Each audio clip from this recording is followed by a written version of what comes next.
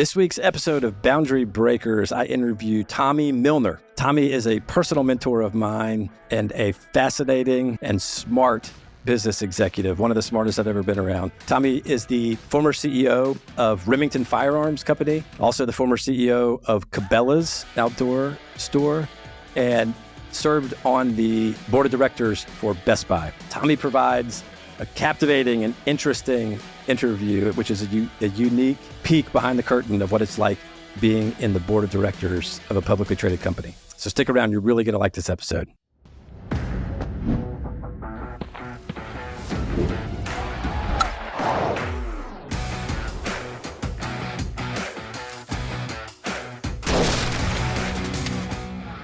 Boundary Breakers is brought to you by Carter & Clark. Welcome back to Boundary Breakers. I'm really excited about this week's episode. I think you guys are going to love it. Look, as you're watching this week's episode, you may notice that my guest, Tommy Milner, and I are all of a sudden wearing different clothes, or we may sound a little different from one minute to the next. Look, that's because this episode was actually filmed over 2 separate days. Tommy has so much to share and has such a fascinating story. We didn't get to finish it all the first day. So we wrapped it up in a second. Just wanted to make sure to acknowledge that so you guys didn't think we were trying to pull one over on you. Enjoy. But look, I've been looking forward to this for a couple of months now because there's a lot of things that I can't wait to ask you and I can't wait to hear about. But if it's all right with you, what I'd love to do is just, if you could start just with a little bit of your story, your background in terms of how you got into business, how you became an executive, a CEO, and then I'd love to spend some time talking about your time as CEO of Remington, and then some time talking about your role as CEO at Cabela's, and then I have got a bunch of questions about your time as a board member with Best Buy that we would love to hear about. So look, if that works for you, perfect. Could you just give us, just so that the audience sort of gets to know you a little bit and understands who we're talking with, can you give us just a little bit of your background in terms of where you grew up, where you came from, and how you got into business? So I'm the most unlikely person to ever become the CEO of a publicly traded company, I think. I have a degree in classical languages with a minor in philosophy. I've literally never had a business class in my entire life, except for the School of Hard Knocks, working in companies and learning things that way. That, together with the fact that I grew up in a typical middle-class family. My dad worked for a dairy. My mom stayed at home. I had one brother. Grew up on the coast of Virginia. My mother's family literally grew up on a dirt floor in rural North Carolina with linoleum that covered the dirt. They had no electricity, no running water. So in a sense, I'm kind of one generation on my mother's side from dirt poor, indigent chicken farmers in the middle of nowhere in North Carolina. My dad's side was a little better off. My grandfather started a very small dairy that delivered milk to people's homes. I almost didn't graduate from high school. I found high school very uninspiring. I would rather play sports and have fun than study. Almost didn't graduate. And were it not for a relative pulling a string, I guess, I never really figured out how it happened to get me into the only college that would have me. I took the college boards 3 times and scored 800 combined in 3 efforts. That's what you get for signing your name. So again, I didn't view that very seriously. So I'm kind of an unlikely person to end up where I did. When I went to college, my intellectual curiosity was just blown away. I found college from day one just extraordinarily interesting, and it just lit me up. I didn't know I had a mind for languages, but I did. And my classics degree led me to actually want to teach in my life and get my master's and my doctorate in classical languages, which is ancient Greek and Hebrew. Wow. And unfortunately, to win the right fellowships, to get my master's and doctorate, I would have had to commit to the ministry, and I just didn't have a calling for the ministry. So here I am. I graduated, I don't know, third or fourth in my class. I'm a Phi Beta Kappa member. I couldn't get a job with a classics degree teaching kindergarten. So I called my father and I said, "We've got a problem." And he said, "No, we don't have a problem. You have a problem." and so I said, "Dad, I don't know what to do." And he said, "Well, come back home to Newport News and get a job with a bank. They'll literally hire anybody." And I've never forgotten that expression. Well, the reason they hired me was because in 1976, they paid me $600 a month to be a management trainee, but it was a job. And so I moved back home. Every month I would run out of money about 4 days before the end of the month and have to eat crackers and Spam.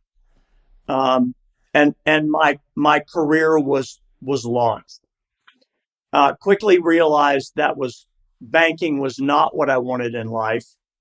My next door neighbor was a furniture sales rep for Broyhill Furniture, and I was his banker at the branch bank that I managed. He was making $15,000 a year. I'm making $7,200 a year, and he had a $300 a month car allowance. And I remember thinking, Brandon, if I could make 15 grand a year and a car allowance, I'm the richest guy I've ever met. Oh, wow. And would never need another penny my whole life. So one thing led to another. I got a job. I'd really never been west of Richmond, Virginia in my life. And I got on a plane and landed in Denver, Colorado. And I was the sales rep for the Rocky Mountain regions. And were it not for a little bit of training, I didn't know a nightstand from a headboard. Wow. And there the lessons of my life really started, which kind of had started in college. I'm not the smartest guy in the room. I never want to be. But I learned that I just had this ability to outwork anybody that I competed against. And I think on reflection, a little bit of a chip on my shoulder, because I had been such a screw off in my younger years that I just thought, I'm going to prove myself. And I just, my whole life, it was a theme of no one is ever going to work harder than me. Now, how does that manifest itself? Well, whenever the boss said, "I've got a special project," my hand would be the first one to be raised. I would work 20 hours a day if that's what it took, 7 days a week, whatever it took. And so I started doing that as a salesman. I learned that listening and being nice to people really goes a long way, like the longest way. And I've met so many brilliant, arrogant people in my life, as we all have. They get nowhere because the lesson you learn as a young salesman is you're selling always your entire life. You're either selling ideas or products or your vision within a company to thousands, tens of thousands of employees. You're trying to sway your opinion in a boardroom. You're always selling. So that inherent empathy you develop with cleverness was an early lesson that I learned. And then, as it would go, I was making a lot of money as a sales rep back in the day. And one day I just decided I want to learn how to run a business. I called the president of, at the time then, Thomasville Furniture that I was working for. And I said, "I want to come in and learn how to run a business." And this was in 1980, I think. I was making $600,000 a year as a commission sales rep in 1980. Wow. And the CEO of Thomasville said, well, we'd love to have you come back, but the job pays 40 grand a year. And I said, great. It's not about the money. It's about intellectual stimulation. And I was really playing the long game. And so I took a $540,000, $60,000 pay cut, moved to North Carolina, and I was the assistant product manager of nothing because I didn't know anything. So I had just a entry-level product management job and just started learning and asking a million questions. And the trajectory of my career dramatically increased. A couple of years later, I was running a $100 million division of the company. And then as fate would have it, Martin Dubelier, one of the inventors of leveraged buyouts in this country, called me and said, I want you to come to work as an equity owner of your biggest competitor. And I knew the company, I thought, very well. And I said, no. He said, well, I'm going to make you a millionaire. And I said, well, how do you know I even want to be a millionaire? And then he just kept calling night after night after night. And finally, he said, do you realize that if you work for somebody else without equity, you're never going to get anywhere in your life? And you're not going to get to the top and get really successful. The way you do that is you own part of the company. And what a great lesson at that point in my life. And so I said, yes. I show up as the head of sales and marketing. It was a furniture manufacturing business, about an $80 million a year company. I did no due diligence. I borrowed more money than I had in all of my assets. And the company guaranteed the note as long as it wasn't in covenant default. Well, little did I realize when I started, we were about 90 days from full-blown covenant default. Oh, God. The company was on the edge of bankruptcy.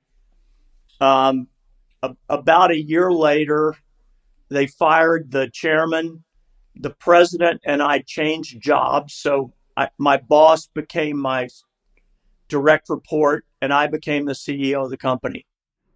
Wow. And the situation was really difficult. And we came very close to bankruptcy. The bank actually called my note. And I remember telling this banker in Toledo, Ohio, if you can find that much money in my asset base in High Point, North Carolina, God bless you, buddy. Come on down and get it. And basically go to hell. Wow. And immediately I called Mr. Dubelier and I said, I think I just did something really stupid. I just told a banker to go to hell that I owe a whole lot of money to. And as it turned out, Mr. Dubelier injected money into the company from his own personal account. And we put a workout plan together and turned this company around very, very rapidly. And several years later, we sold it. And when we were selling the company, I didn't want to stay with the new owners. I thought the furniture industry was doomed because of the looming Chinese threat. And my partners were buying Remington from DuPont. And the first thing my father made me save my own money for was a Remington shotgun when I was 13 years old. So I took the job. I didn't even ask what they were going to pay me. I've never asked what I was going to get paid and didn't have an employment agreement. I just went to work because what an honor to be the president of Remington. And we had an amazing 15-year run.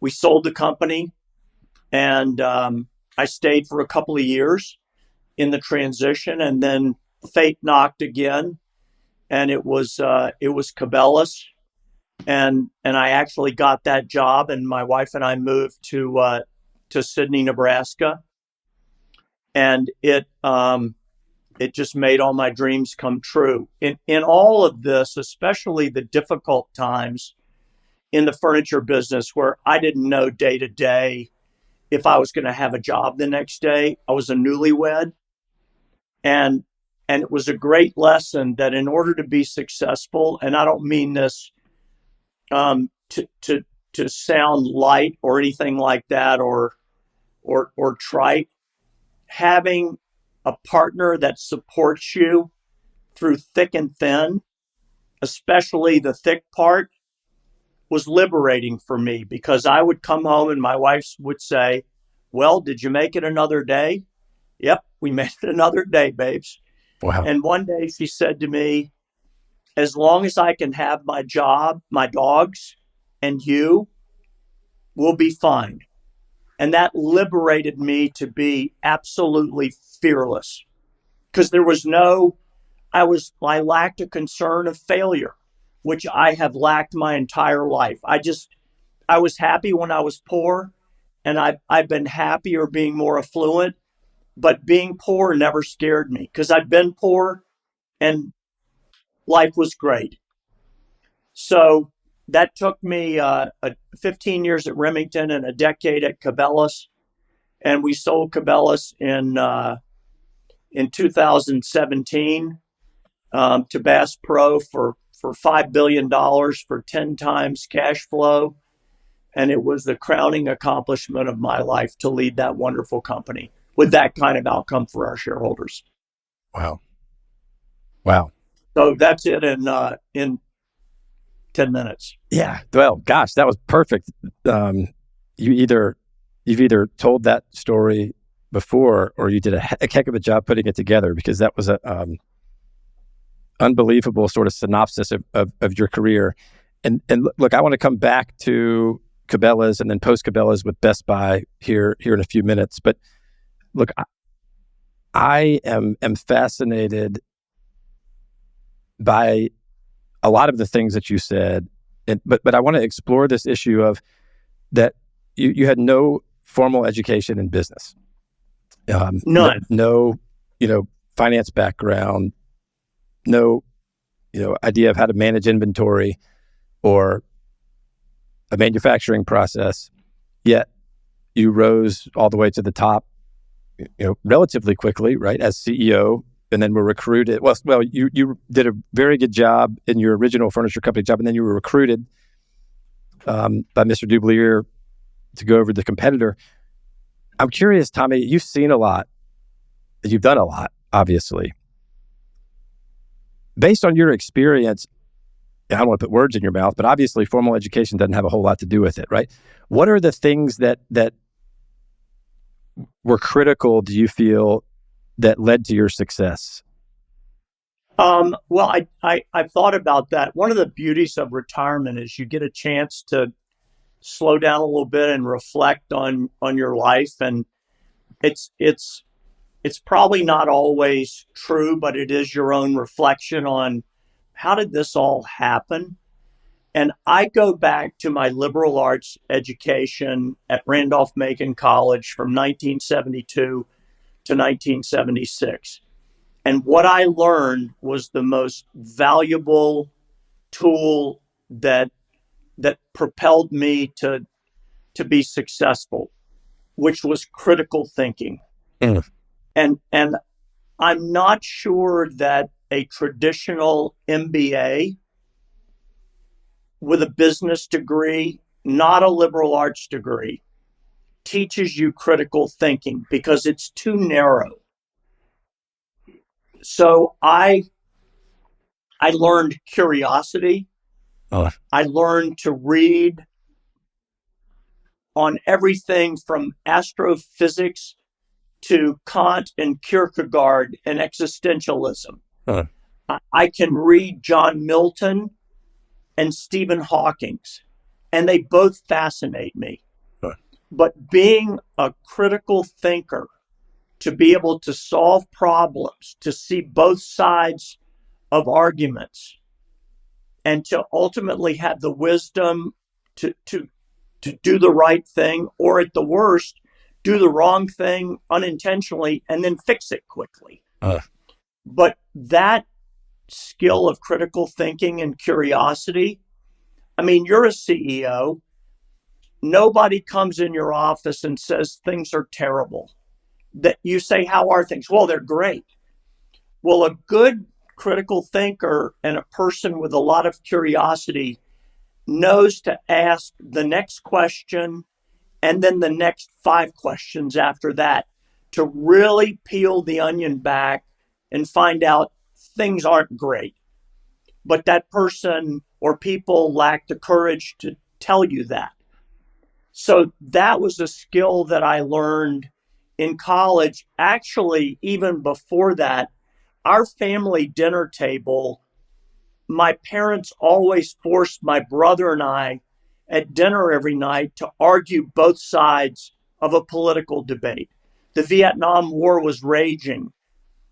Okay, my dad would say, I want to hear the argument for, is the domino theory of communism correct or is it not? And I want you to argue both sides. So I learned that skill of just thinking as opposed to looking at a spreadsheet and just data, right, without really thinking about, okay, that's what the data says, but can the organization actually implement it? Do we actually have people that can affect the changes that the data says? And sometimes I fear that the traditional business degree, accounting degree, MBA degree may not be quite as robust as a critical thinker. And look, you run a company, I ran a bunch of companies.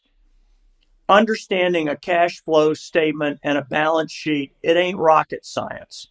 Agreed. And you've got to sell stuff at a margin greater than the cost to do business. It isn't that complicated, at least on the surface. Now, Agreed. the nuances of how to develop a product line and margin mix, and that's just stuff you learn by doing.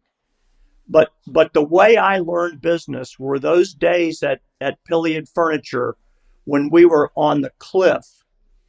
And you want to learn cash flow, that's when you have to go to the lockbox every day to see how much payment you got in from customers and then go to the file cabinets to figure out who you pay to keep the factories running. That's how you learn cash flow. And that's how I learned it. I love it. I love it. And look, Tommy, I want to catch up about a lot of this stuff later because you and I are actually a lot more alike in terms of background than I ever really knew. I think lawyers, I mean, you're a trained lawyer. You have to critically think. Most lawyers have English degrees or something like that, or pre-law, but you learn how to read and write and convey your ideas. And that's what I was taught to do. No, I love that. And it served me so well. Well, clearly. And you said several things when you were describing your background. You mentioned a lot of it was people-oriented. You mentioned empathy, cleverness, being nice to people and listening.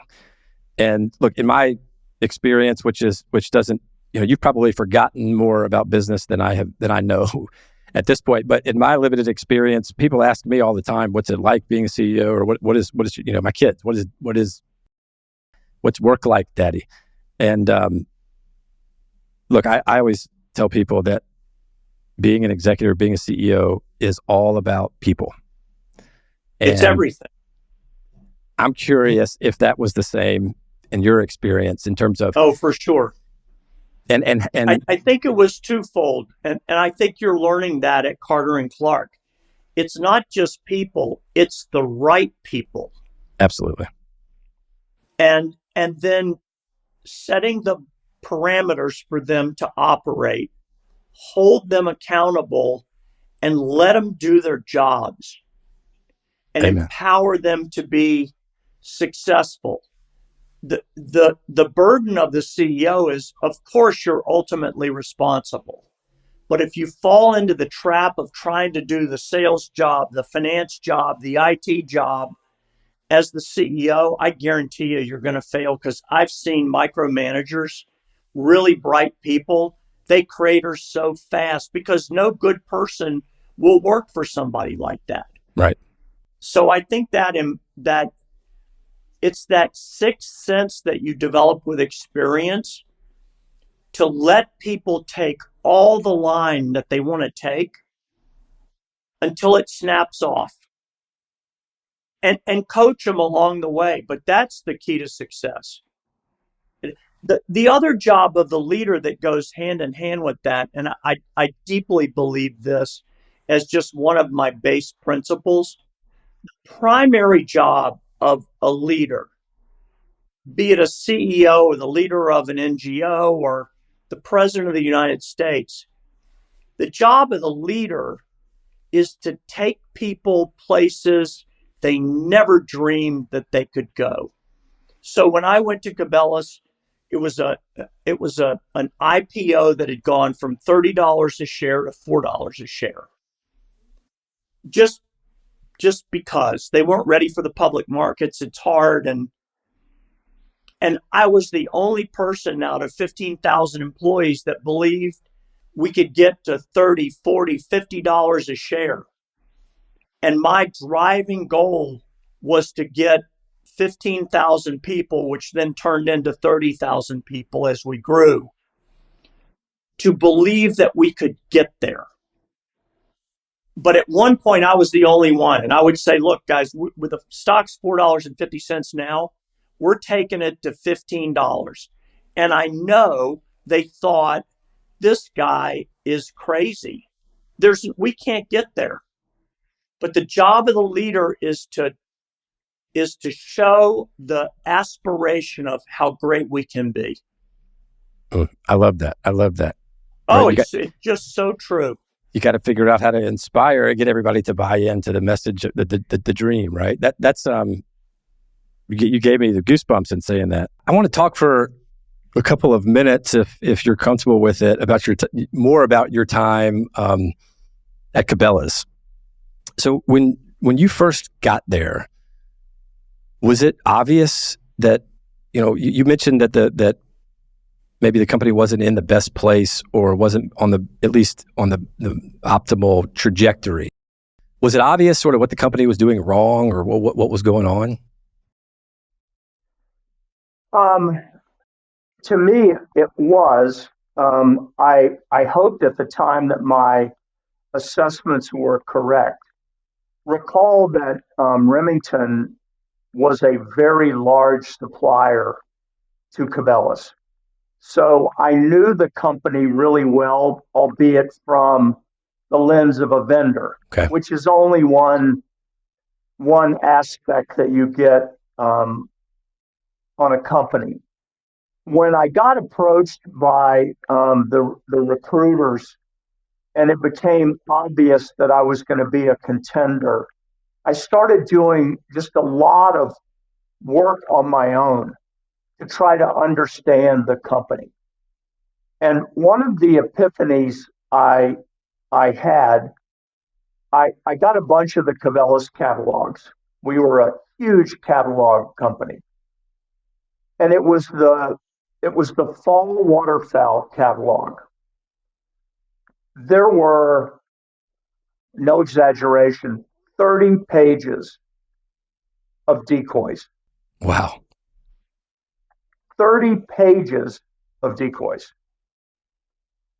And it hit me like a thunderbolt that this was a company that was totally out of control on its assortment breadth. So I figured if they got too many duck decoys and goose decoys by a factor of 10, that probably was the case across the country, across their assortment.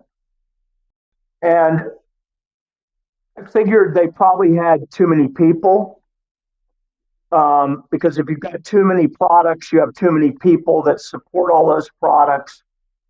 And it just kind of cascades. One of my deep beliefs is in simplicity, that less is definitely more in every business you can think of. So that, together with the fact that the company had gone from a $30 IPO to $4.50. Wow.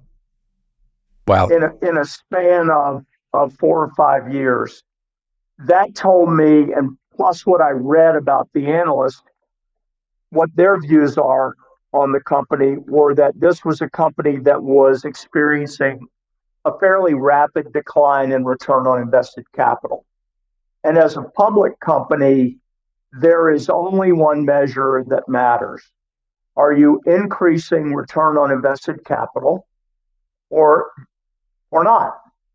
And if you're not, the stock price can fall a little, or if you're really not performing on return on capital, it goes down like a rock.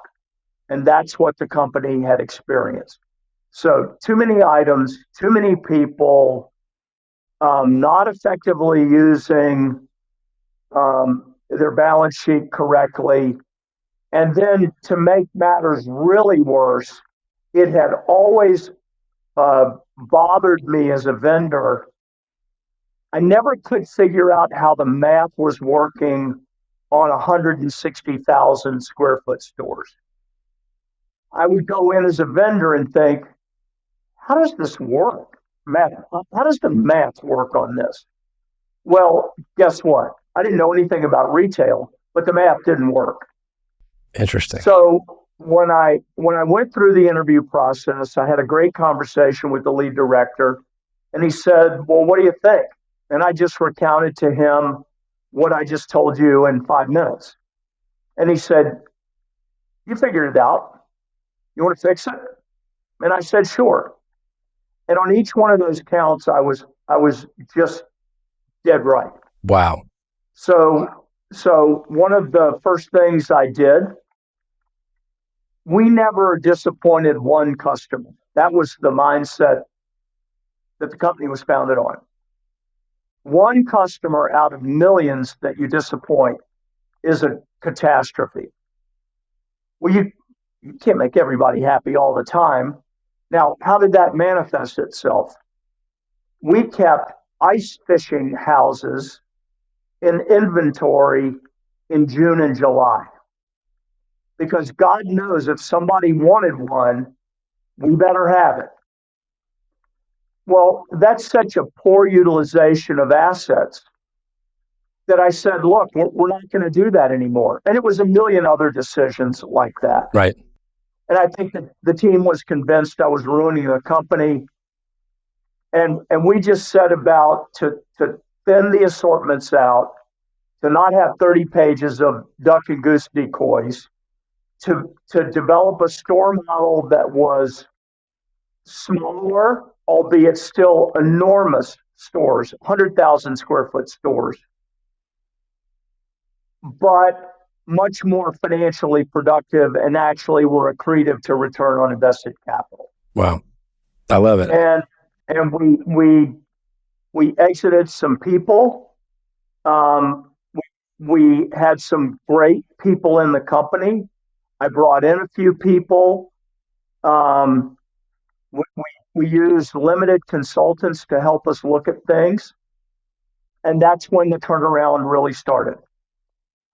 Interesting. So I'm curious, to hear you talk about the 30 pages of waterfowl decoys and all that. It sort of reminds me of, mission creep, right? Where whether you're in a small group or running a business, there's this sort of natural tendency, it feels like, to kind of want to be all things to all people. And next thing you know, you're offering your pizza delivery guy and a plumber and everything else. And so it makes sense hearing you tell the story that somebody that is obsessed, or a company that's obsessed with never disappointing a customer, could potentially, and never saw an item that it didn't like. Yeah. So could fall victim. I mean, imagine pick Pizza Hut, and the chef says, the corporate chef says, I think we could sell bologna pizzas. So everybody goes, well, yeah, that'll generate $1 more of sales. And, we might sell $10,000 of bologna pizzas. But guess what the cost is to the company? carrying cost of baloney inventory, complexity in the kitchen, none of which is ever factored into the decision in a retail company for a merchant to add another SKU. Gotcha. Because what harm can it do? So it's death by millions of paper cuts. God, that's Because fascinating. nobody ever says, what does it take to account for that item, to keep it in inventory, to deal with it when it's no longer an active item, you have to discontinue it. All of those complexities are ignored in the pursuit of one more dollar of revenue. Got it. So you figured it out, obviously, and you I guess got some confidence that you had zeroed in on the issue from the lead director. So here you are coming into historically family business with lots of employees, and you're the new guy, and you have at least you've identified the issue. So I guess walk us through two things. Number one, how long did it take you to really kind of put together a turnaround plan, if you could even call it that? But also, I'm really curious, how did the people react? You had this new leader who's got, he's all of a sudden going to turn the ship this way. Was it a challenge getting everybody on board? So the first part of the question first, once I got the job, I sat down with the board and I said, 3 months from now, I'll have a full plan to fix what all of us have talked about is the problem. So there was agreement in general terms on what the problem was. I owed them a concrete plan on how I was going to fix it and what those hurdle dates were, so that we knew we were doing it. It wasn't open-ended. It wasn't. Public company boards don't tolerate that, nor does Wall Street. Okay, you're going to fix it. What are the metrics we can look at that tell us at certain hash marks on the football field in the future, you are actually fixing it? It's not, trust me, it's, here's what it's going to be 6 months from now, a year from now. And that's what I did. So we built a plan, and we built dates into the plan with where we're going to be in this fix. I think every single person in the company thought I was an absolute raving lunatic for what I was proposing to do. But I was undeterred by that because I just knew we were going to get on the right path. So the hardest part was convincing 15,000 people that I wasn't a nut job. And it was hard because I didn't have retail experience at all. I came from the vendor side. And because I've been in a bunch of businesses in my life, everyone says, oh, you don't understand, this business is different. Well, guess what? They're not. Most businesses operate under the same basic rules of economics and balance sheets and P&Ls, unless you're in a business that is designed not to be profitable for a while. It's all the same. The vernacular is different. There are some nuances that are different, but my biggest challenge was tell the story, tell it 500 more times, and when you're sick of telling it 500 times, tell it 1,000,000 times more, and just keep telling it. It got easier, though, over time, because when we started hitting our hurdle points, then people started saying, whoa, maybe this idiot has figured something out. And sure enough, within 6 months to 9 months, we were starting to make real progress. And by a year, I think the stock had, I don't remember exactly, but it doubled. Wow. From $4.50 to $8 or $9. And then once the stock price starts going up, everybody's a believer. The street was a believer. Our management team was a believer. Options start to get more above water than underwater. People are getting bonuses.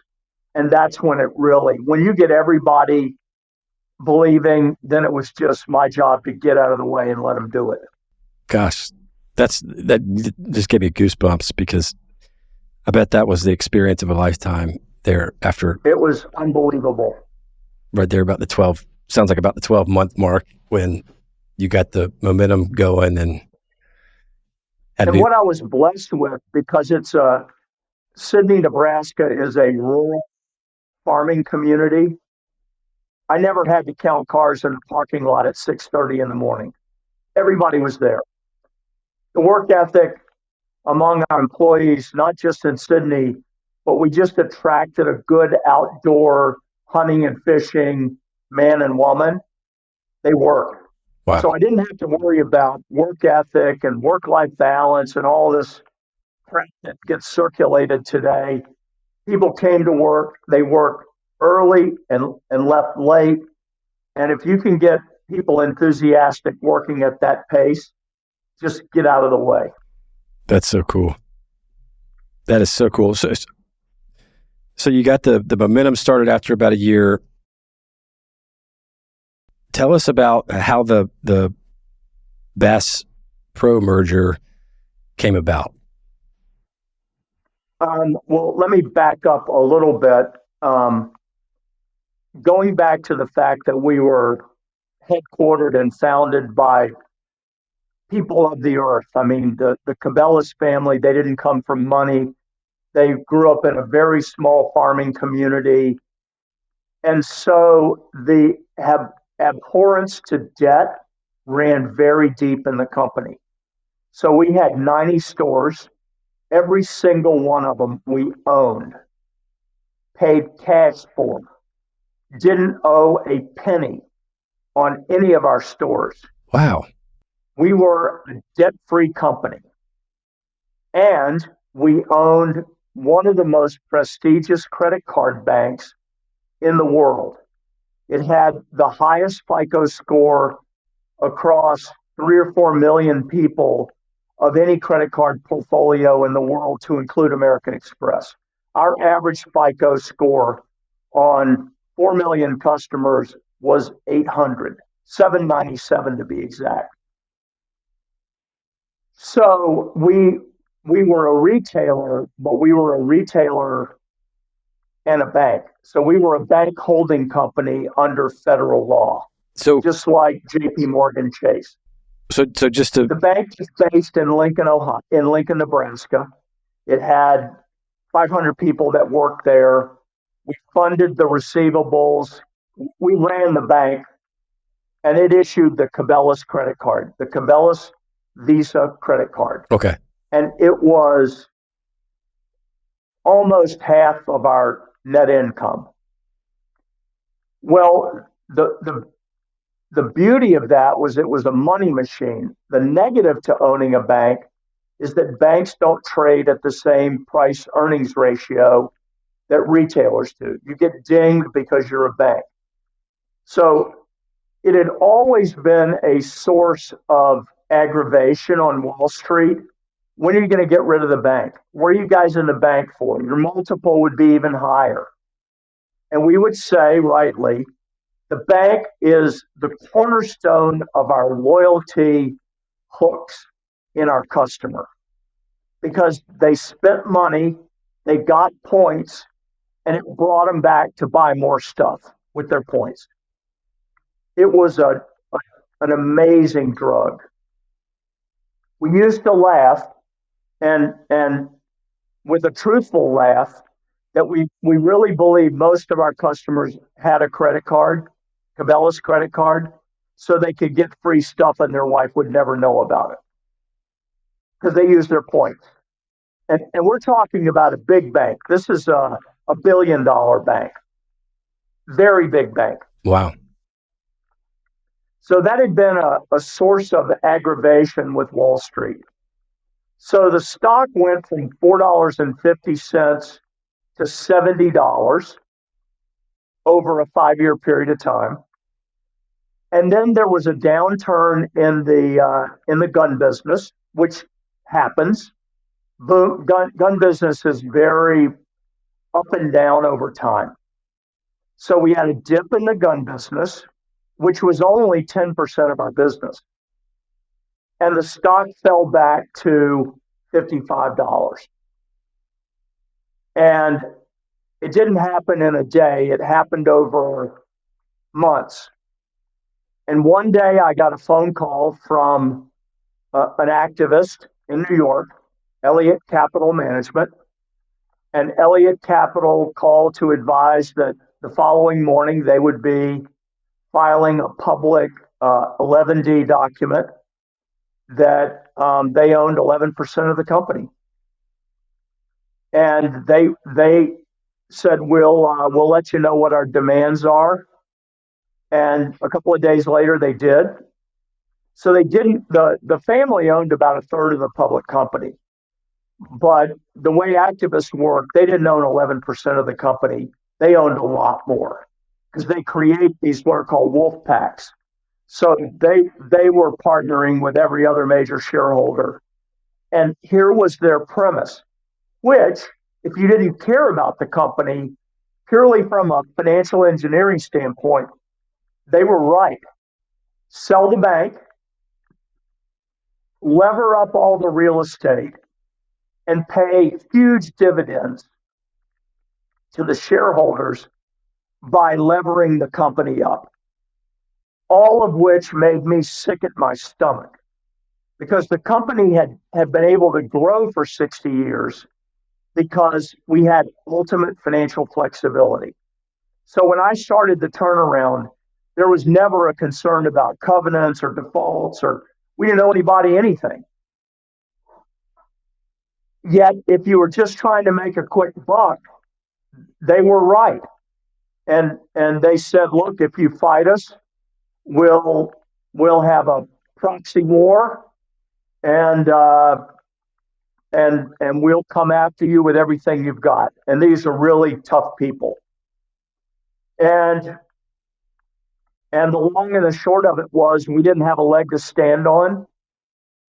And we embarked on a strategic review process to find a buyer for the business.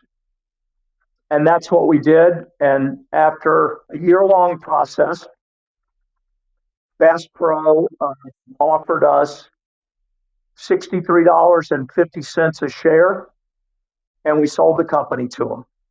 And the bank was sold. We had to sell. They were separate paths. We had to find a buyer for the bank because the bank could only be sold to another bank. So we had to negotiate the sale of the bank to Capital One, while at the same time we were selling the merchandise business and the stores to Bass Pro, and then get those two parties to get along because the economics are gigantic between the credit card issuer and a retailer. I mean, they're huge numbers. So it was a really stressful year to get that deal done. Golly, sounds like you had to. But that's how it happened. It sounds like you had to spin a couple plates there. It was spinning 50 plates at the same time. Wow. Gosh, that's. I did not realize the shareholder activist portion of it. Yeah. So that was what spurred everything on. Well, so you guys. And I had to tell myself, and our board had to tell themselves, as much as we hated this, at every level in my soul, we work for the shareholders. Yeah. And if this got the shareholders, to include the Cabela's family, the highest return, that's our job. So you have to park your emotions and your, bitterness and all of those things that you hate to see. I think we had 30,000 employees at the time, and I knew in my bones that they were all going to get crushed, and that a community in western Nebraska would get crushed, contrary to what the buyer said about we're going to protect all these jobs, I knew they weren't telling the truth, and they weren't. And look, it was their prerogative to fire everybody once they closed. That's how it works. So no grudge against them. I probably would have been the guy that would have done the same thing. Yeah. But that side of it made me sick. But I work for the shareholders, period. Yeah. God, that's fascinating. So once you guys agreed on terms, which I'm sure that wasn't, that in and of itself, that was probably a laborious process to try to hammer out all the different terms in addition to just the price per share. Maybe I'm wrong, but yeah, really hard. So once you got all that figured out, was there a point at which one of the plates was going to drop, or was it a fairly uneventful sort of? No, it was a nightmare. We announced the deal in October of 2017. Okay. And we got a nod from all of the regulators on the banking side that they would not stand in the way of us selling the bank to Capital One. It was one of the great banks in the country.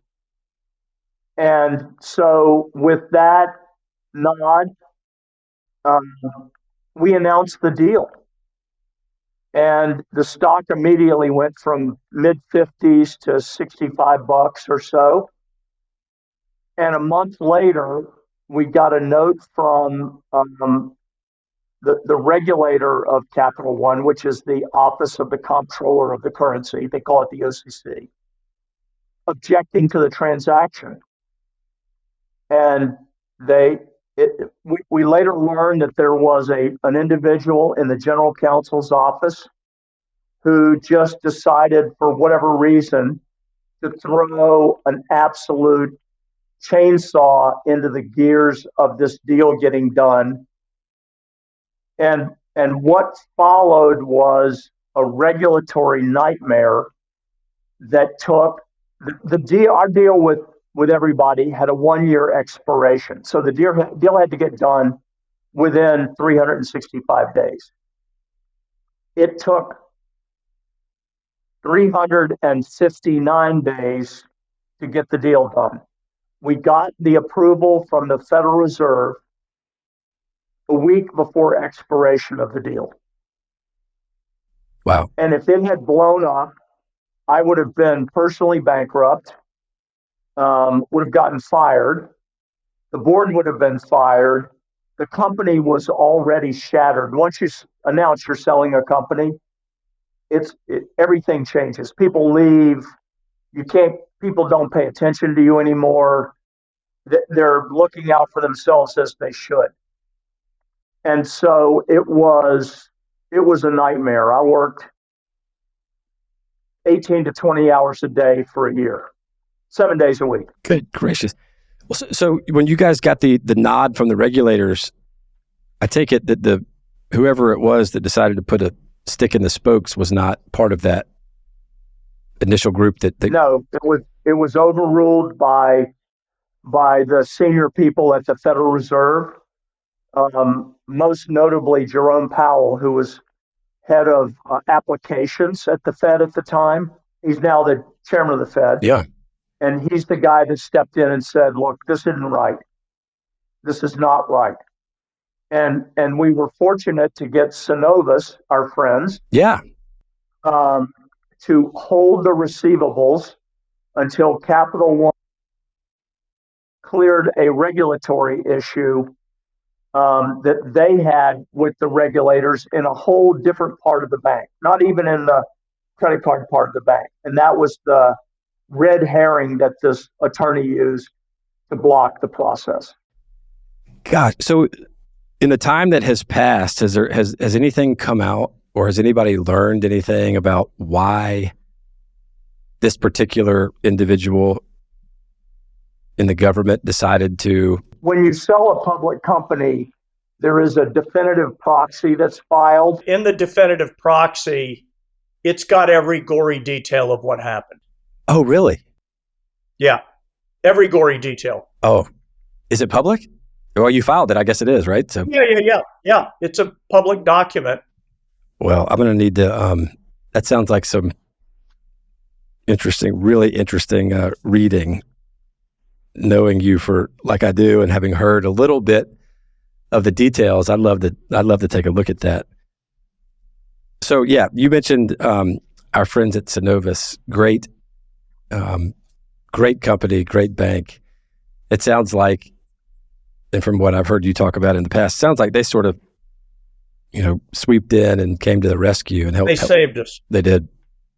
Yeah. And they didn't have to. They made a lot of money in saving us, but they saved us. Okay, yeah. So it was a win-win, right? It was a win-win. They did. It was a win-win.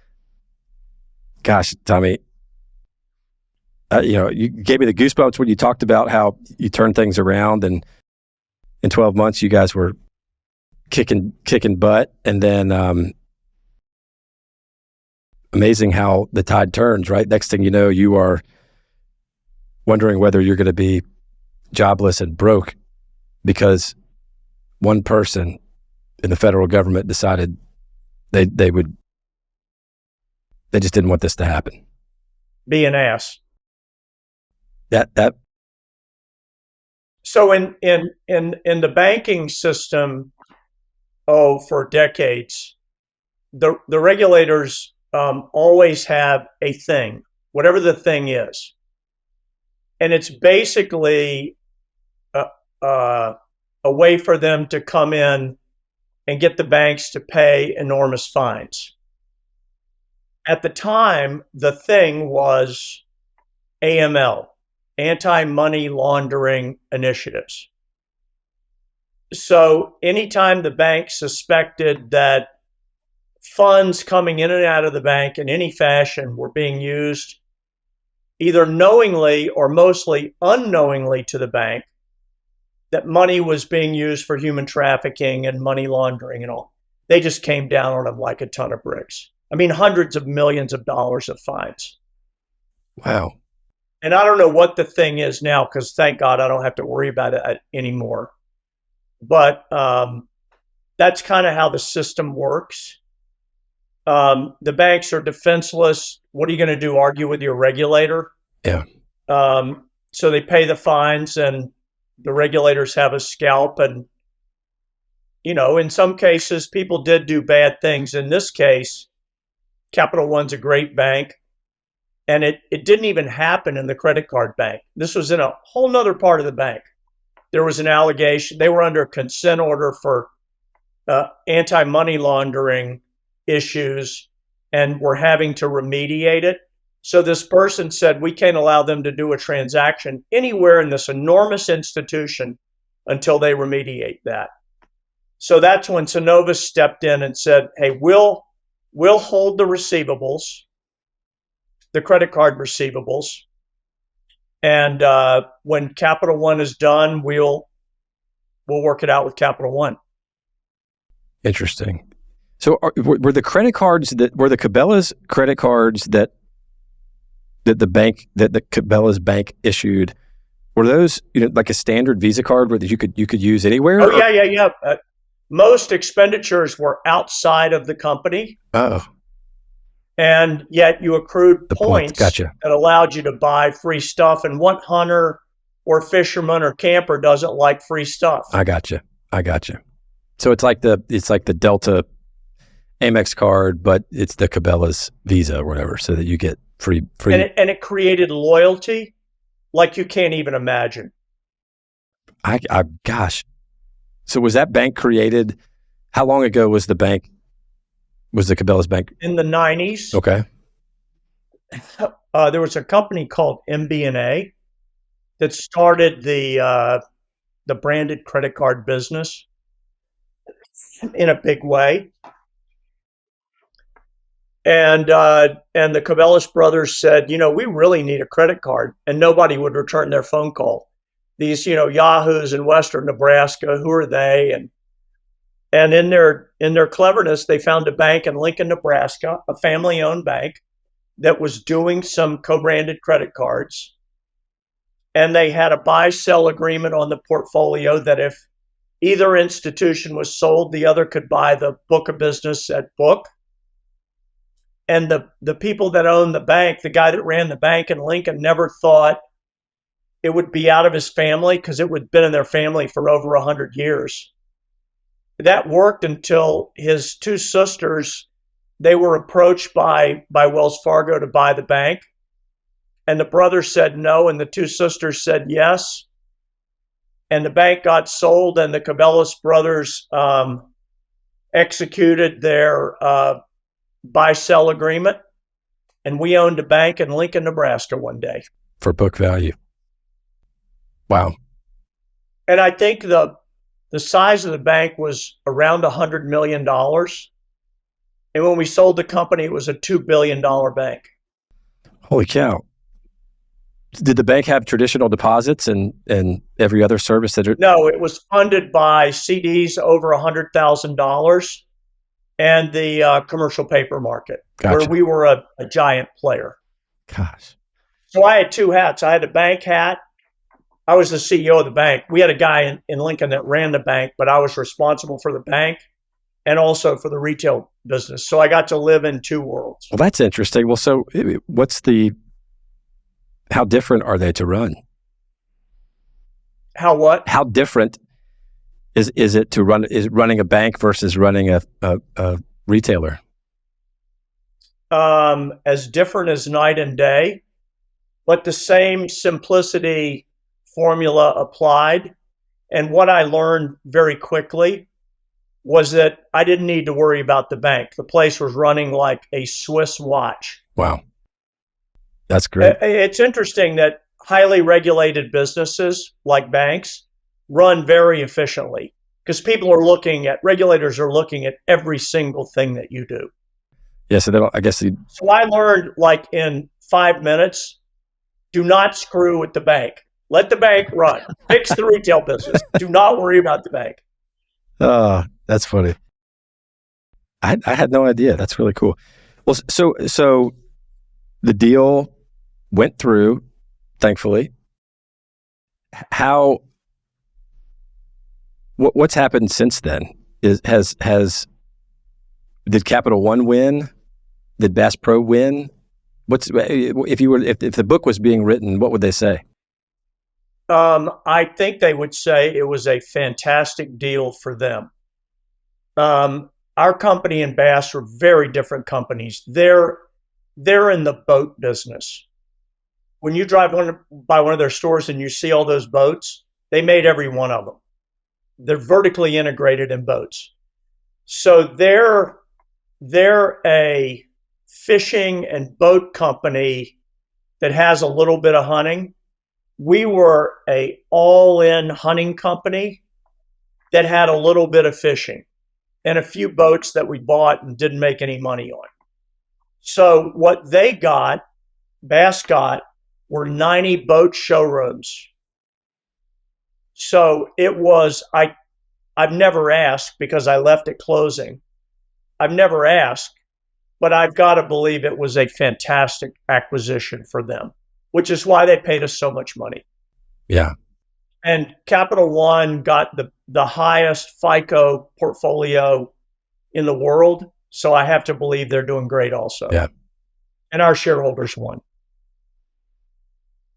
Well, now the benefit of selling a public company to a private company, Bass Pro is a privately held company, no public debt, no public entanglements at all, is that at closing, literally Cabela's and all its subsidiaries cease to exist. There is no more company. Everyone is paid out. Every shareholder is paid out. Every employee is paid out.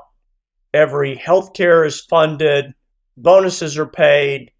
No overhang, no reps and warranties, no nothing. All stock. Because there's no entity to have recourse against. So they didn't buy the entity, they just bought the stock. They bought the stock. That's right. So at closing, I got a phone call that the money had been wired to my account. And I walked out the front door, left my badge on my desk, got in my car, and drove from Sydney, Nebraska to Georgia Gosh. and never looked back. Haven't been in one of the stores since I left. Wow. Do you have any, will you continue to stay out of the stores?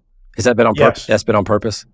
Yeah, I couldn't stand to do it because no bitterness against them, but I don't want to see what they did to my baby. Right. Because I love the place. I loved everything about being there. Gosh. It was the greatest job of my life. That is so cool, Tommy. Yeah, I would imagine it would fit, basically like in the middle of you painting a painting, somebody else came and grabbed the brush, right? You don't want to look at it. Yeah. But the deal is, the great thing about it is I wanted everybody to win. And everybody did win. Yeah. Our shareholders won. Our employees, were shattered at first, but all of the really great employees, and we had so many, ended up starting companies, running companies. They just landed on their feet and ran like crazy. Oh, that's so cool. Because the Cabela family had trained them all so very well with great values and good leadership skills, and everybody ended up in a great place. That's what a story. What a story. Gosh, what I would give for that government employee to watch this interview so that they could just... She lost. I just would like for her to know. And after closing, shortly thereafter, she lost her job. Good, frankly. Yeah. That's exactly how I feel. Good. Because... Me too.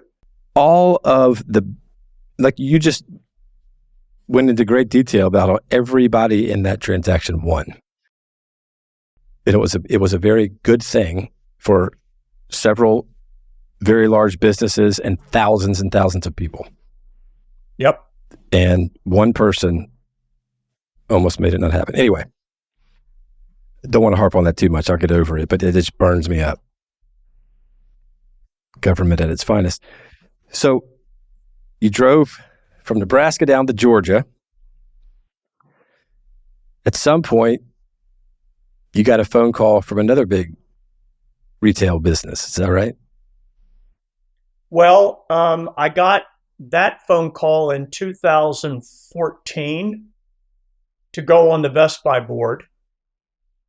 We were a little further in our journey than they were in omni-channel retailing, which is this agnostic view of we will gladly take the customer's money any way they want to give it to us, online, in a store, through a catalog. We don't really care. We just want to make a customer happy. That all sounds easy.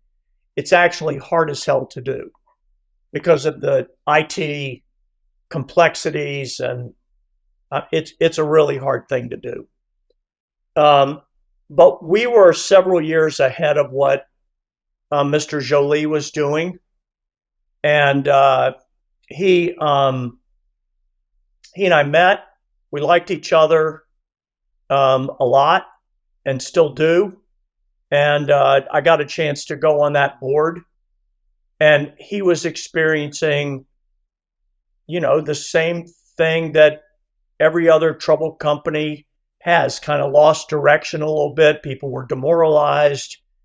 A big part of each of their stores didn't work anymore. The whole center of the store was CDs and records, and, nobody wanted that stuff anymore. And so I was helpful a little bit, as were a lot of other people. But he put together a plan. I loved it. And it was, again, a great experience. Well, I would love to hear. I mean, I think the other business leaders or folks that were in business at the time when the internet really started to change businesses, right? And the way people, not only businesses but consumers, right? I mean, the way that, gosh, in our lifetimes we've gone from, is that store closed on Sunday, or is it past 6 o'clock? We can't drive there, or we can't get a ride there to buy something, to a couple clicks on your phone and it shows up that day. So when you were asked to be on the Best Buy board, was the company at a sort of a crossroads, or tell us about sort of what were they facing? And the bet was they wouldn't make it because Amazon was beating their brains out on price. And that's a hard thing to overcome.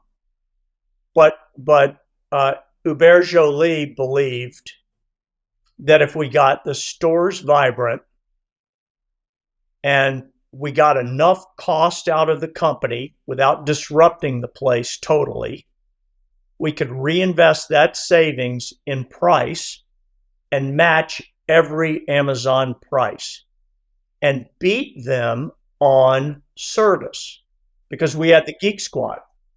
So technology is a paradox. It's great when it works, and when it doesn't work, it's really a bad deal. And and over time, it's gotten enormously more complicated. You can't buy a TV anymore and just put it on your wall and plug the cable in. Right. It doesn't work. It's too complicated. Yep. And when it breaks, unless you're a mechanical, electrical genius, you can't fix it. Yep. So Hubert believed get cost out at a massive scale, invest that back in price, match Amazon on the spot with technology that allowed us to match their price, and then have service offerings that made the Geek Squad available 24/7 to help you fix your technology issues. One step further, how do we make the stores relevant? Well, he went to one of the vendors and said, look, hey, Brandon, what if I gave you 1,500 square feet or 500 square feet in all of our stores? You do whatever within reason you want to do, your signage, your fixtures, your people. And let's freshen up the store. Well, when the first vendor did it, it was either Microsoft or Sony. I can't remember now. Guess what happens? Everyone else wants to do Apple goes, whoa, what's happening? We want in on that. Yeah. And in a matter of less than a year, the stores didn't even look anything like. They were technology show places paid for by the vendors. Jeez. And the company just took off after that. Well, that's really interesting. They did a really good job I frequent Best Buy.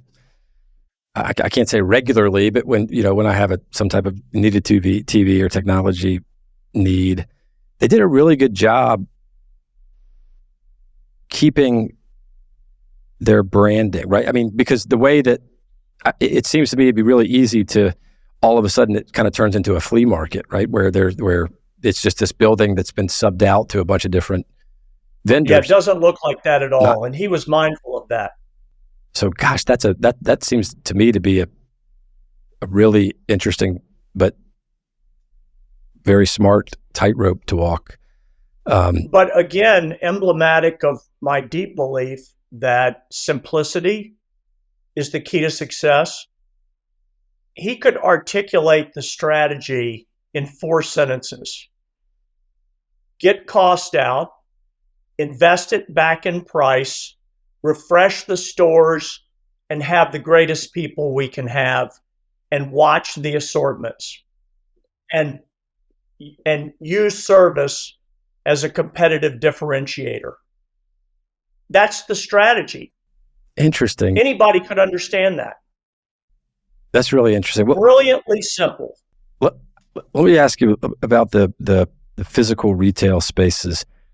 I worked with a private equity firm years ago, and the principal was one of the smartest people I'd ever been around. And he was at the time working on a deal with a very well-known hardware store, right? Not Home Depot or Lowe's, but the local hardware store that you could probably guess. And his thesis was that, look, the Amazons of the world are going to struggle big time with last mile delivery, right? They've got these gigantic regional warehouses, but they can't get it to the front door unless they hire half of the planet. And right. You've got these local hardware stores or these big these chains. Maybe they're independently owned, but those are, if you think about it a little bit differently, kind of like many local warehouses. And where were they built? Right, they were purposefully built closest to the people that they need to service. And so he had this idea that you basically the actual commerce would take place on the internet, right, like online. But the local stores would turn into, from the business's side, many warehouses. Yeah, from the business's side, a distribution assets, and from the consumer side, you kind of this whole idea of kind of buy online and pick up in the store. It was that part of. It seems to me. Let me rephrase that. It was that we started doing that at Cabela a decade ago. Really? If you want to buy online and ship to your house, great. You want to buy online and pick up in the store, great. You want to go to the store and buy, great. We're going to make it seamless in every one of those transaction points. To the point that when we sold the company, we were pondering, if you want us to deliver it to your house within 2 miles of a store, 5 miles of a store, one of our employees will drive it to your damn house. Wow. God. So stores in omni-channel retailing and at Best Buy became way more than a store. You will go to Best Buy stores that are fulfillment stores. So you can go in and shop, but they've got a fairly large warehouse in the back, and they ship that last mile. So that's really interesting. So do you think was Cabela's ahead of its time because of how much it relied on the catalog, you think? Or do you know? Yes, the catalog put us way ahead of our time. If you look at Amazon today, we're both customers of Amazon. What they know about us and what we buy from them is amazing. Scary. Cabela's was doing that 50 years ago. The very first order that Mary Cabela and Dick Cabela got for 5 flies for fly fishing from a lady in Casper, Wyoming, Mary Cabela wrote it on the back of a recipe card. Mr. Brandon Ansley, he lives here. He bought 5 woolly booger flies on April 12th, 1961. And she said, Dick, this thing may turn into something. We ought to really understand our customers. That was the power of Cabela's. For 60 years, our database, we knew everything that you bought. So we knew if you're a turkey hunter, a bass fisherman. So it made our marketing very efficient, because if you're a turkey hunter and you've never hunted a deer, you don't want a catalog for deer hunting. Right. Because what does it tell you? It tells you we don't know you. Does Amazon tell you, give you items that you never even pondered? Water polo stuff? No. What if they did do that? You'd think, what are they sending me that for? Yep. So we invented all that. Gosh, I had no idea. I went to this symposium. But their vulnerability is, Amazon's vulnerability is last mile, now to a lesser degree, because they've got that down pretty good. But if it breaks, they can't help you. And technology breaks all the time. So if you buy a complicated TV from Amazon and you've got to have router stacks and it goes down, yep, it's a problem. Yeah. And it seems like just support in general would be a big challenge for them, right? Or a vulnerability. Yeah, they just say send it back. Yeah. That's not efficient. But I'd never bet against them, having just thrown them under the bus. Yeah, I know. They're still formidable. That's exactly what I was just thinking is, gosh, they've done it for those those are some pretty big vulnerabilities, and they have done a really good job overcoming them. Well, so just for my own curiosity, you were a participant in a major shift in the world of retail shopping, for lack of a better term. Have you thought about what retail looks like in 20 years from now? And if so, what are your thoughts there? A lot. I think it depends on the category. Take Ulta Beauty, which your wife and my wife probably shop. They do, yes. Women want to go talk to somebody about their mascara. My wife does. I suspect yours does too. Yep. So I think Ulta Beauty, it's one of the great retailers in the country, by the way. They will take care of you however you want. Buy online, pick up in the store, go to the store, buy online.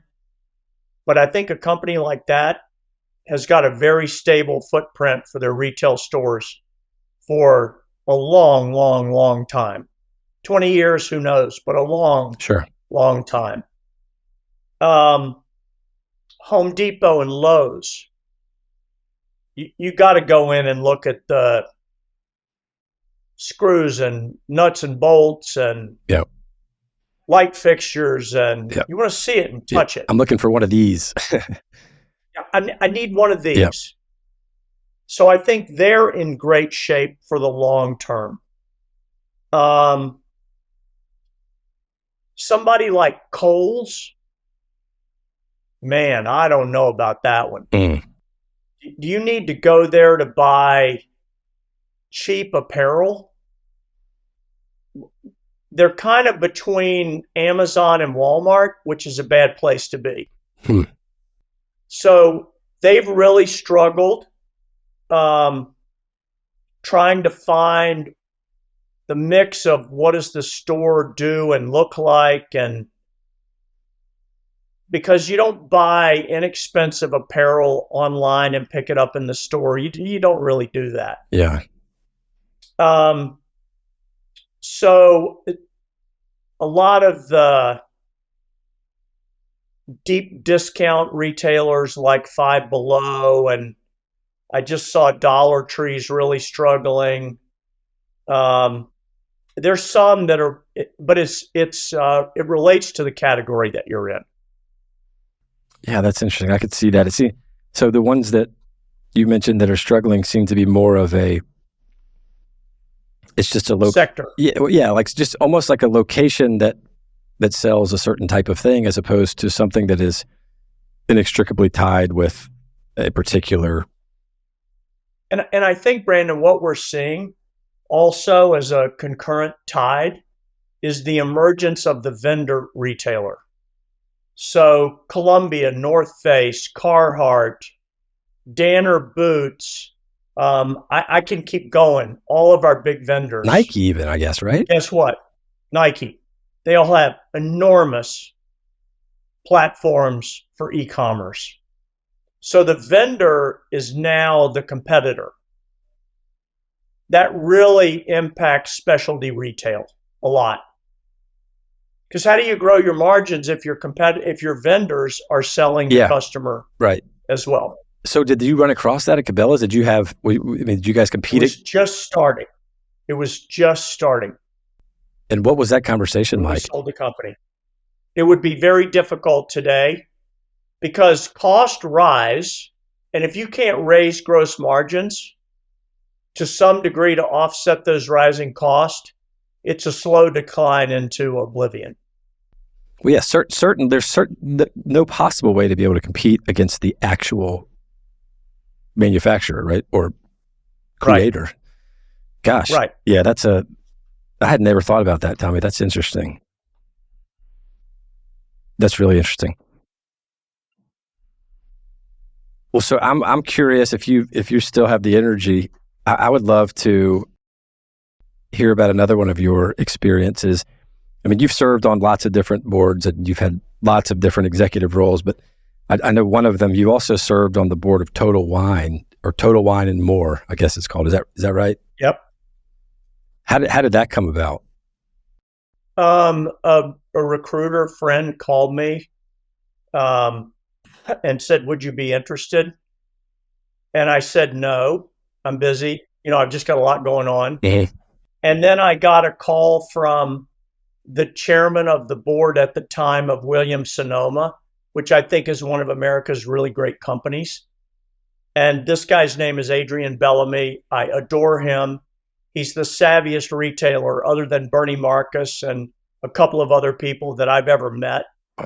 And he called and said, "Hey, I got a great opportunity. It's really a fun business. It's called Total Wine. I know you love wine. What do you think?" And so because he called, I said, I would crawl through broken glass for you. So I said yes. It was an advisory board when we started, and it became a fiduciary board. The company is owned by two brothers that founded the company, literally from one beer store in Pennsylvania. And they have built a huge company, multi-billion-dollar revenue business, still privately held, owned by two brothers. And it was really a fun business. I'm fascinated. I know next to nothing about retail. You have forgotten more this week about retail than I'll probably ever know. But it seems to me that liquor stores or alcohol sales is a pretty saturated or crowded, area. How in the world did these guys build a multi-billion-dollar retail store selling wine? If you think about what liquor stores look like, they're really, for the most part, filthy, nasty places, cluttered with merchandise, nobody there to help you, not clean, can be in tough neighborhoods, except for high-end wine shops, and I'm not counting that. Right. Or you go to the grocery store, which is just every number one selling, whatever the varietal is, on a wall. Nobody there to help you. And they just thought, what if we sold a wide range of wines and spirits and had knowledgeable people in a clean store with pretty fixtures, great wayfinding in the stores, and had a Best Buy, Cabela's kind of look to those stores. And it resonated big time and still does with the consumer. And the reason I was appealing to go on the board was, again, they were trying to figure out how to do omni-channel retailing. So how to have a website, pick up in store, pick up at the curb. And so Adrian and I and a couple of other board members had a lot of expertise there. And I think we helped them a lot. Well, that's really cool. Is that because, I guess nowadays that's sort of like a cost of entry, right? If you're going to build a big business, you have to have you have to be omni-channel. Is that? You have to. It's just an expectation, I guess. Even McDonald's does it. I know. It's a really good point. It's amazing how fast that has changed, but I guess you just that's the price to and it's expensive as hell. Is it? One last question about that. How in the world do you balance inventory and figure out logistics? I mean, what happens if let's take Total Wine, right? There's 2 bottles of, 1998 Merlot. One person buys it online to come pick up at the store right as somebody else picks it up in the store. They reserve the inventory. Okay. So if you place an order online to pick up in Brookhaven, they set it aside for you. Okay. I figured they had. And the great thing about the spirits and wine business, there's no obsolete inventory. A bottle of Jack Daniels never goes bad. So it wasn't like seasonal merchandise at Cabela's. Trying to sell 2 years ago camo clothing it's a hard thing to do. They have none of that in the spirits and wine business. Interesting. Well, heck, I figured it'd be pretty hard to sell a jacket in the middle of the summer. I mean, but and that too.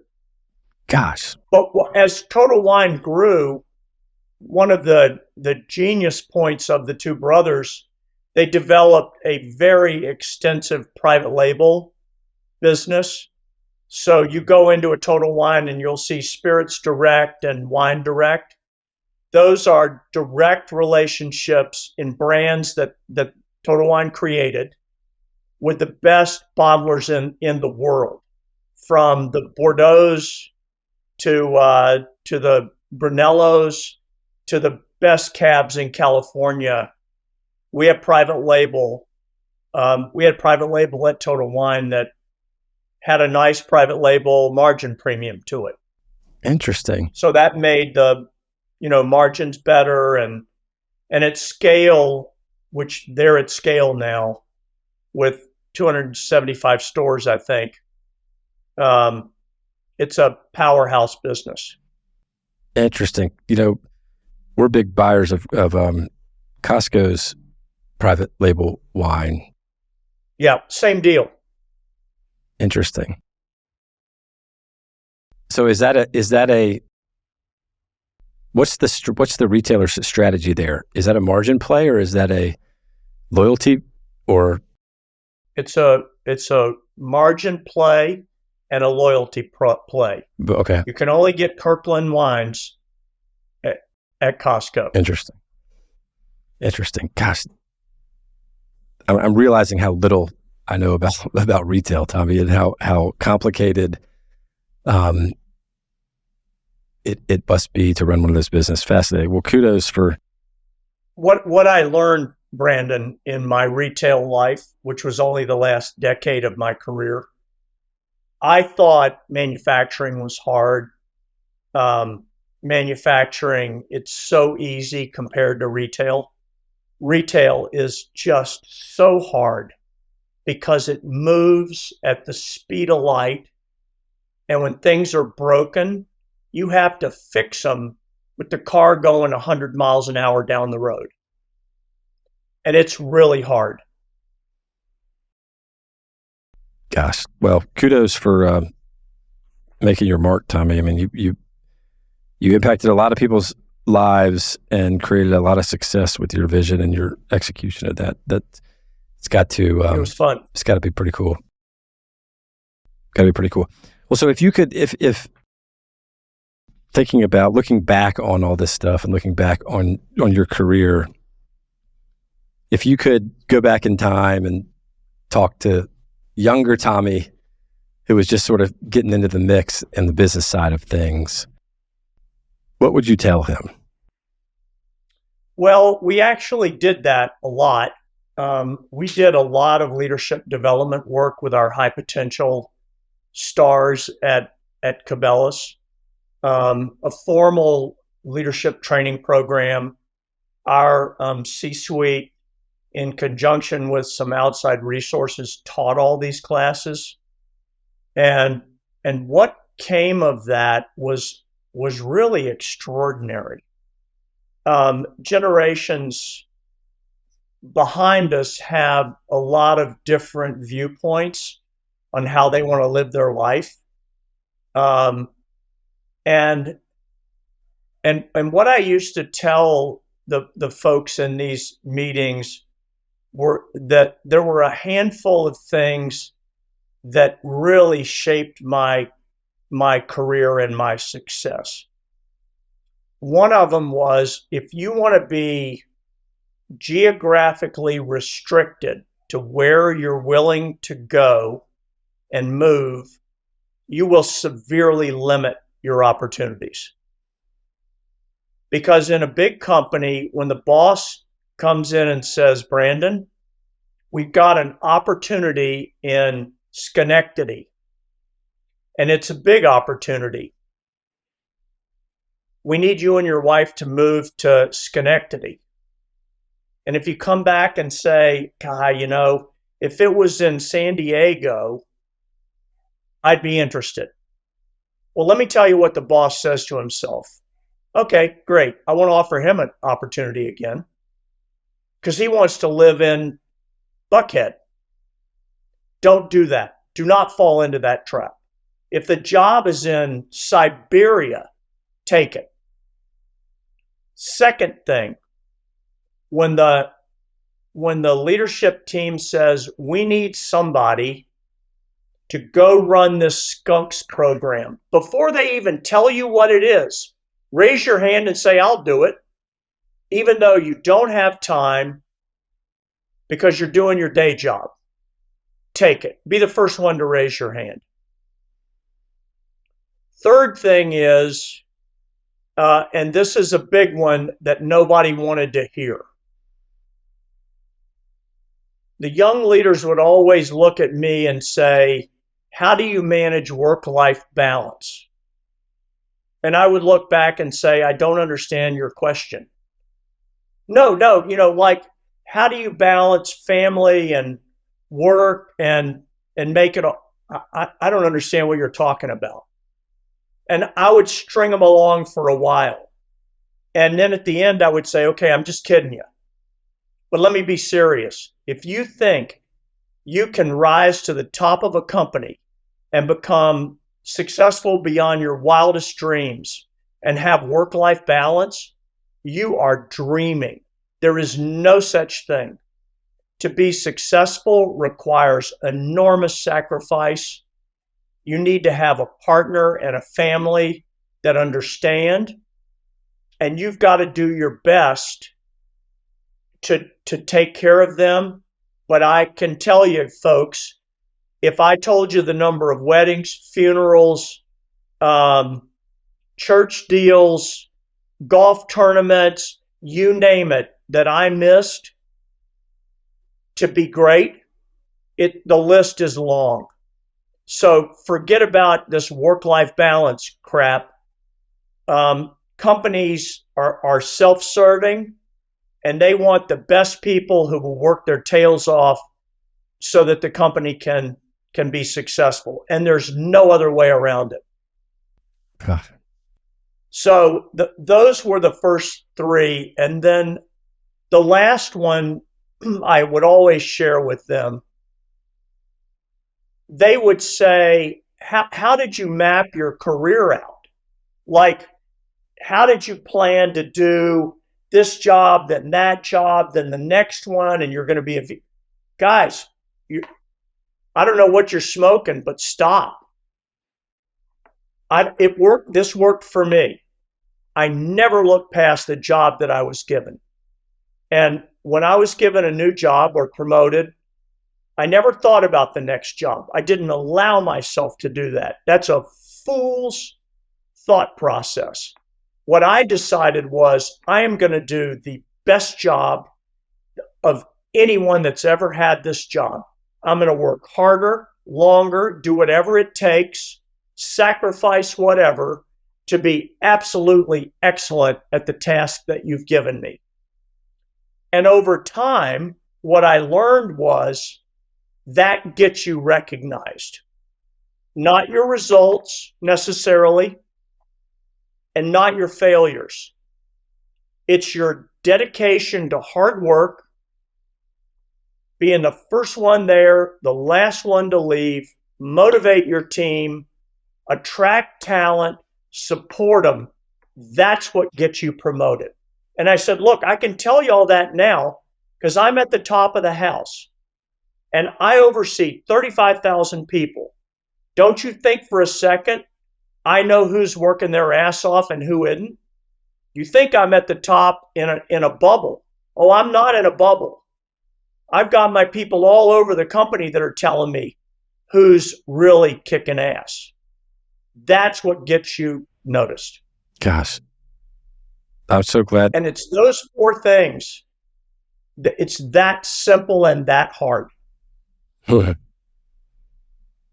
Well, I'm thankful that we're recording this discussion because that is I'm not just trying to kiss up, but that Tommy is pure gold, because particularly the tough love, and it's true. Well, particularly the tough love realism about this work-life balance crap, right?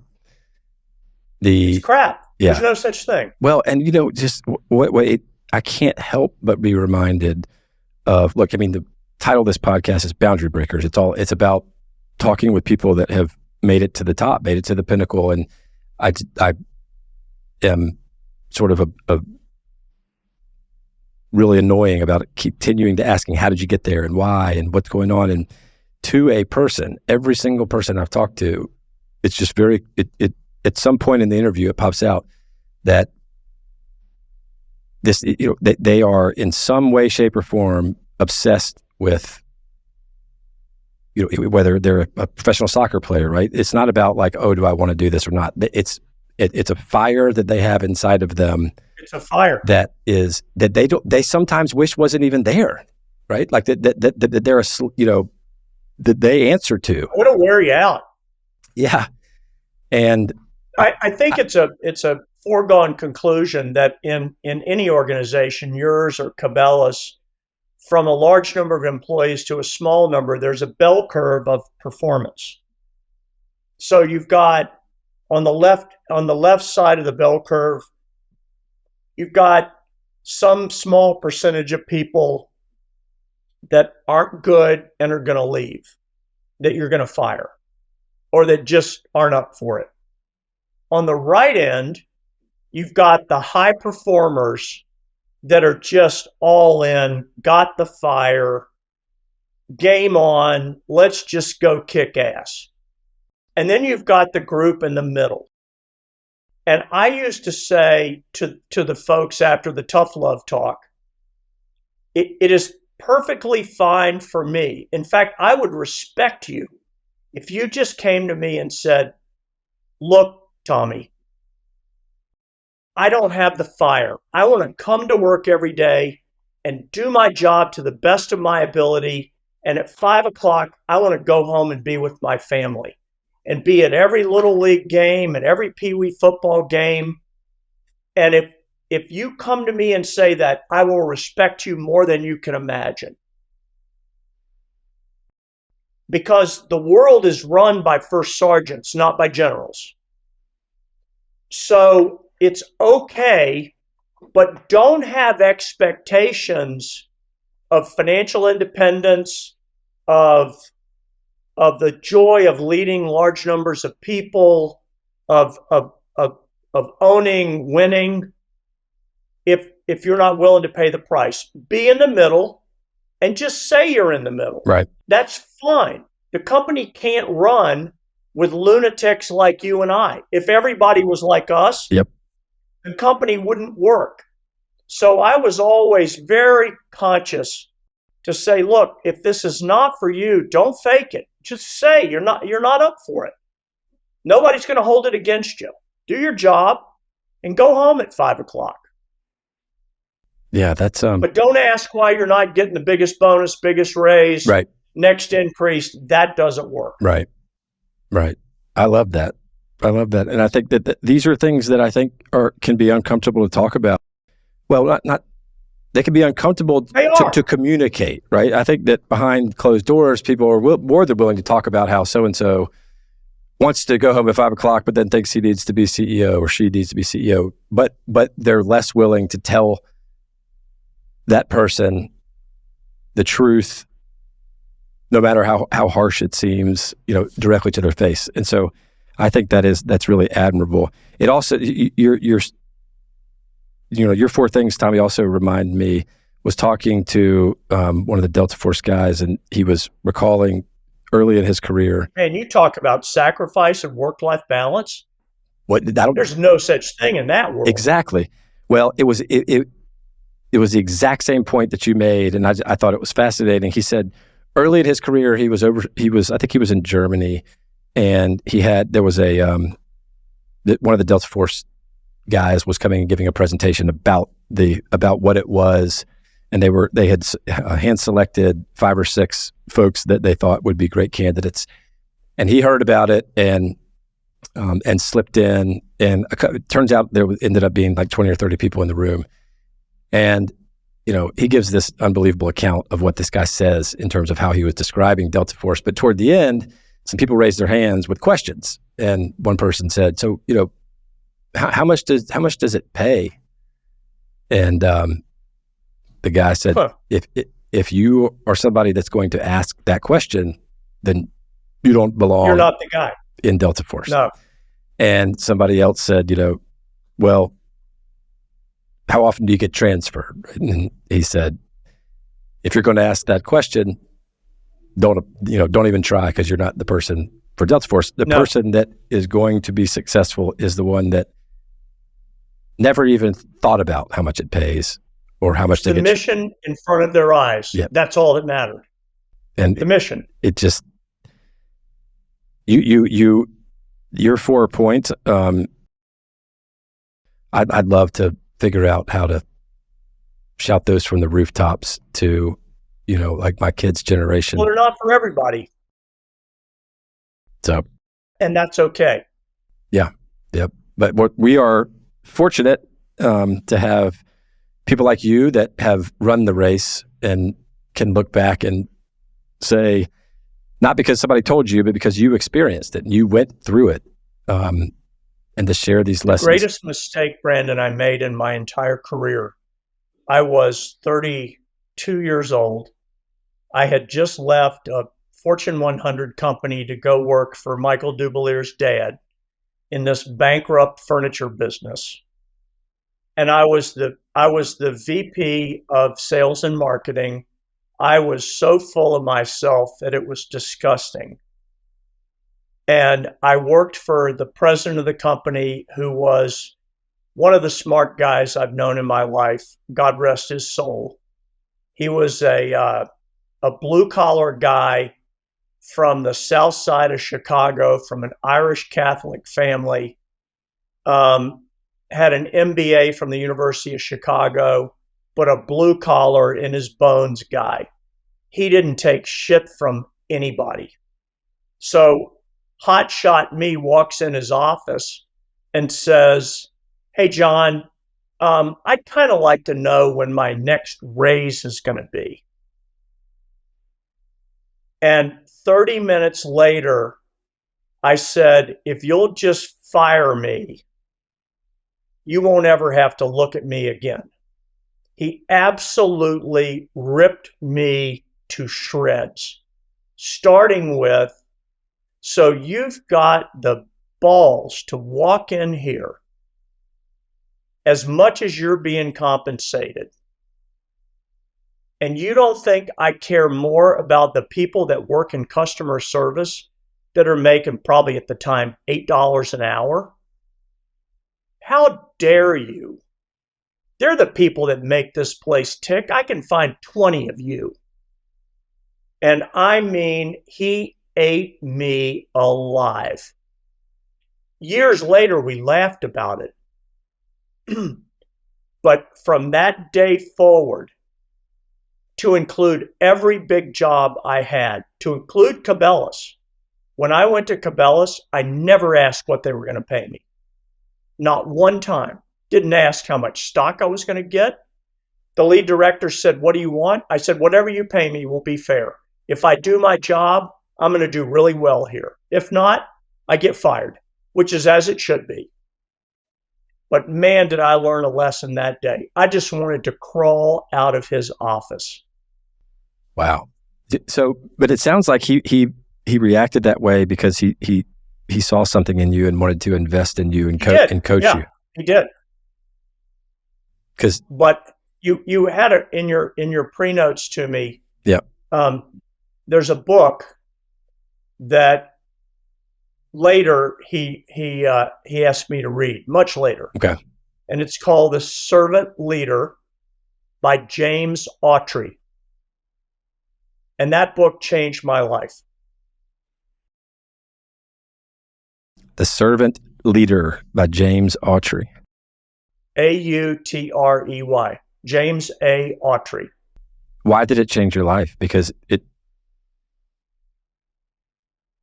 I'm not a very religious person, I'm a spiritual person, but the core of his belief is that the ultimate leader, Jesus, didn't come in a business suit in a Rolls Royce.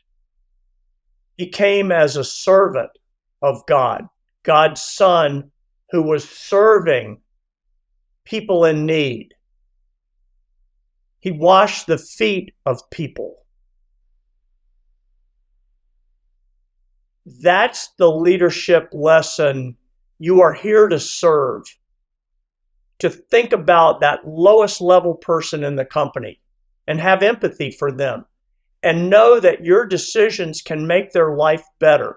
You are here to serve them. So if you screw up, the first person you need to blame is the guy you look at in the mirror every morning, because more than likely he's the one that screwed it up. So never blame, always ask yourself, what did I do? And it might have been nothing. It might have been somebody really screwing up. But what was the environment that I created that led to this failure? What lack of communication led to this failure from me to that person? And it changed my life, changed my perspective on everything. Well, that's powerful. That's very powerful. And I think that we could probably always ask that question, right? Even when somebody... Always, in every relationship, yeah, with our families, with our kids. You know, if your kid acts up, it's easy to scream at your kid, or in my case, scream at the dogs. Right. But the first question ought to do, whoa, what did I do or not do to put the child in the position where they behave this way? Yeah. Could you imagine what business or what life would be like if everybody had that viewpoint? Yeah. That would be amazing. No, they don't. No, they don't. I don't know many people other than you that do, Tommy, frankly. So I think it's makes me tear up a little bit. It doesn't mean you can't have hard conversations. Of course. I mean, sometimes you have to fire people. Sometimes you have to do reductions in force. That's business. But I think with very few exceptions, any of the sadly large numbers of people that I had to let go over my career, I hope and think most of them respected my decision over time and understood that I had to do for the company what I had to do. And in many cases, some of those people remain great friends. Yeah. Well, but it's just that the servant leader thing just really resonates with me because, like, I for me personally, you know, I just don't see any reason why we all shouldn't come to every situation, you know, with initial humility, right? Yeah, just be humble and just ask, gosh, this person screwed up, or this person really did a poor job, which means to me that they weren't motivated. I wonder why. Either I haven't. Maybe it's me that didn't motivate them. Either I totally failed to communicate or totally screwed the pooch in getting them excited about this, or is that the environment that we have here, or what how can we make sure that there's no other situation where somebody goes into a project like this unmotivated and I don't know. I think that's probably the minority viewpoint, but there were so many people in the course of my career who literally couldn't stand up in front of a group of people that work for them and just honestly say, hey team, I screwed this up and I'm sorry. So many people have this pride that they can't act like a human being. It's no shame to say you're wrong and you screwed up and apologize. That's a sign of strength, right, not weakness. Right. And in big companies, what you see, and probably big law firms the same way, nobody's willing to show vulnerability because they think it's a weakness. And I believe the contrary. Vulnerability is strength. Gosh. It's power to say, Brandon, I'm sorry I missed that meeting, or what I said in the meeting, it was really off base and I'm sorry. Yeah. I'll try not to do it again. That's power. That's not weakness. Oh, I could not agree more, Tommy. And I think that for me personally, what that shows to me is authenticity. And it shows, you're a real person. Yeah, that's actually, so he's actually, or she, they're actually acting like they do in real life. And so I actually know who that person is. And therefore I can make a determination. Do I like this person? Do I not like this person? And then if they are somebody that we look up to, that we run through a brick wall for them. So yep. I just love your perspective and your coaching and that you're a mentor of mine. And I'm very appreciative to have that experience. So thank you. And I enjoyed it as well. Well, and I'm glad that we get to share this. I've known this, your wisdom and, your value for a little while now. And I'm glad we get a chance to get it out there and share it with other people. Real. So great conversation. Yeah. Tommy, thank you. Speaking of humility, I have to go feed 15 dogs. So if I came across as a big shot, I'm getting ready to get humbled by 15 dogs that don't care what I did, who I know. Tommy, none of that stuff. They just want their dinner tonight, like your 5 kids. Yeah. Well, look, I'll tell you this. What do you do, Dad? Okay, great. Can we have dinner? Yeah. Can we go to a movie? What happened to your hair? Yeah, what happened to your hair? Tommy, if we put 100 public company CEOs in your seat, I would bet my life savings that you would come across and be genuinely the most humble of them all. So I've never seen you come across as a big shot. And that's what I love about you. My mother and Dad would have killed me if I did. Likewise. Yeah. I mean, that was not allowed in our family. Nope. Who do you think you are? That I could hear my dad talking to me. Who do you think you are? Who do you think? Yeah, that was never a word I wanted to hear my dad say. Right. Well, look, Tommy, thank you. Terrific. Thank you from the bottom of my heart for you're welcome for doing this. I know it's you got other things to do, so I appreciate it. Great fun. Loved it, and I'll talk with you soon. Don't forget, everybody, you can find Boundary Breakers in a lot of places. You can watch our episodes on the Boundary Breakers YouTube channel, or you can listen to each podcast on Spotify, Apple Podcasts, or any of the other major podcasting platforms. Thanks for listening.